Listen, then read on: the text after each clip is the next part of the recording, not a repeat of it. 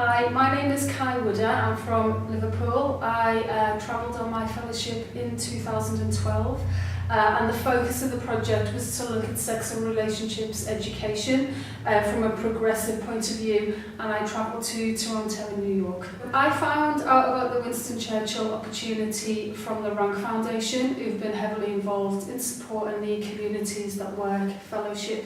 And I was lucky enough to be at a Rank conference about a week before the deadline for the Winston Churchill Trust, and they talked about the opportunity, and I was so excited and felt really motivated by it that I went home from the conference, immediately went online, brought up the application and just spent a week really cramming what could I do, blank piece of paper, what could I do if I wanted to apply.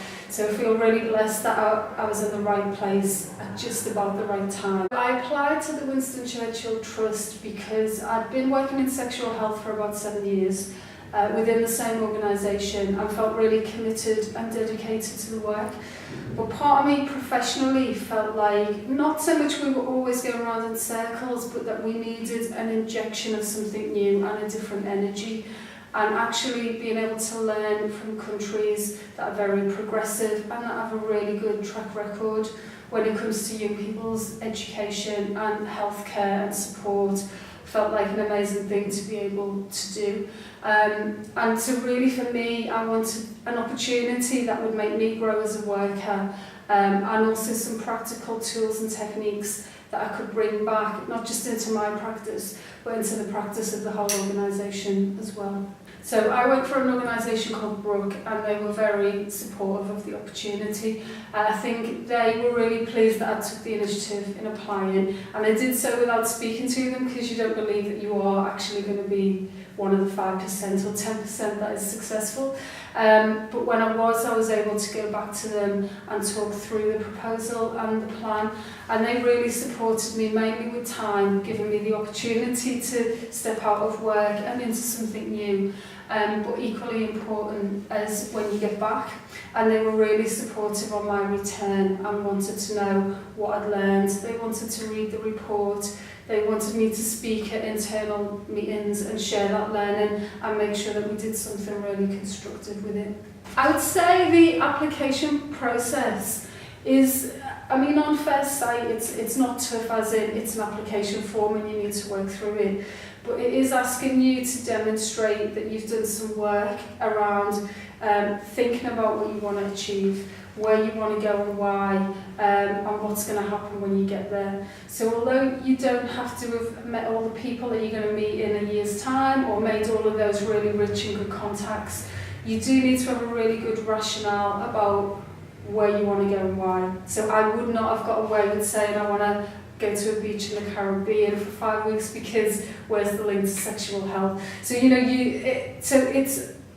it's a proven process, because I think to get to the point of an interview even, you need to have articulated your own thought processes. So I wouldn't say it was tough, but I'd say it was true in that, don't go for it unless you've really thought about this and there's something genuine that you want to explore, learn about and bring back. Because if you haven't been through that process, you're probably going to find the form tough. But if you genuinely do want to achieve those things, I think it's quite a simple and straightforward process. The interview, friendly bunch at the Winston Churchill Trust, definitely. But again, the interview is very focused and there isn't really room for cups of tea and biscuits and chatting you in. There's some very definite and focused questions. So my advice would be to do your research, and just be as focused as you can and know as much as you need to know about your ambitions. What I thought was brilliant in the interview was that it wasn't just about what is it you want to do. There's a real focus on what happens when you get back. And that's the advice I give to anyone out there who's thinking about applying for this process. I'd say do it because it's amazing.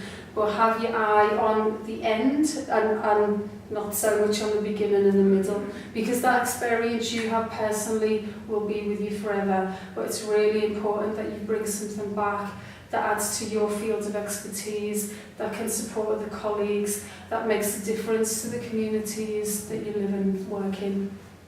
I would say this opportunity is for you if you love what you do and you want to be able to do it better, and you also want to support other people to do it better. And I think if you can say yes to those three things, then you've got absolutely nothing to lose. It's life-changing, it is amazing, and it's something that stays with you personally forever. I don't know you, but I'd say you can apply, because for me, when I first went on the website, I thought Winston Churchill, London, Westminster. I just felt it was so far removed from me as a working class woman from Liverpool who works with young people. And I did stumble where I thought, should I apply or not? And I thought I probably don't fit in with an opportunity like this. But that was my wrongdoing really, because that was me limiting myself, because the Winston Churchill Trust won't limit you. Wherever you're from, whatever your background, whatever field of work, they believe that you've got something to offer. So don't limit yourself by thinking this is too far away, because it's not.